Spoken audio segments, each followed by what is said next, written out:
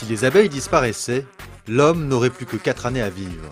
Cette célèbre citation, attribuée par erreur à Albert Einstein, a beau être fausse, il n'en reste pas moins que les colonies d'abeilles s'effondrent partout dans le monde.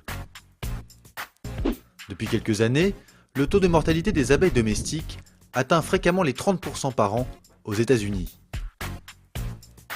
Et en 2013, ce taux dépassait les 20% dans de nombreux pays d'Europe du Nord. Les butineuses domestiques ne sont pas les seules victimes de ce phénomène mondial. Nombre d'insectes pollinisateurs sauvages, comme le bourdon, l'abeille sauvage ou certains papillons, sont également en danger. Or, ces insectes qui pollinisent les plantes à fleurs garantissent la reproduction de nombreuses espèces végétales. Et pas moins d'un tiers de l'alimentation mondiale résulte justement de cette pollinisation. Sans abeilles, fini les pommes, les oignons, les carottes, les citrons, les brocolis ou encore les artichauts. Les rayons des supermarchés d'aujourd'hui se videraient petit à petit. Resteraient surtout des céréales comme du blé, du riz ou du maïs. Le rôle de la pollinisation est d'ailleurs si crucial que sa valeur monétaire est estimée à 153 milliards d'euros par an dans le monde. Une fortune équivalent au PIB du Portugal ou de l'Irlande. Mais alors, comment expliquer une telle hécatombe ? Chercheurs et apiculteurs évoquent une combinaison de facteurs. Premier sur le banc des accusés, les pesticides et engrais, et en particulier les néonicotinoïdes, les insecticides les plus utilisés au monde.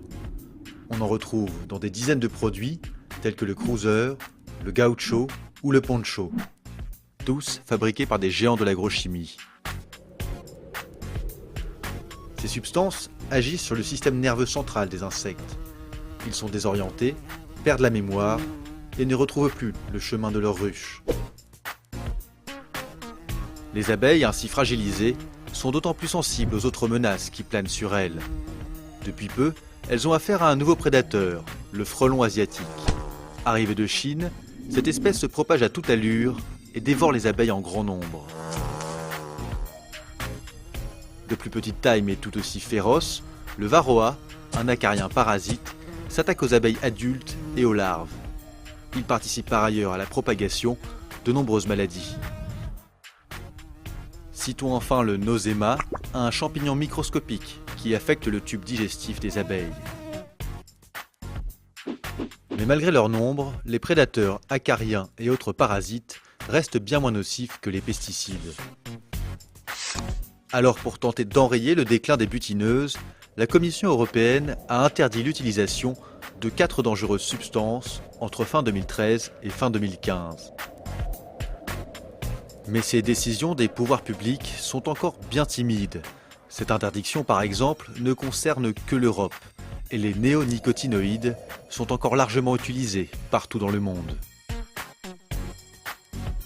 Pourtant, il y a urgence, car dans certains cas extrêmes, comme en Chine par exemple, le déclin des abeilles est si important que les hommes se substituent déjà aux insectes en pollinisant les vergers à la main.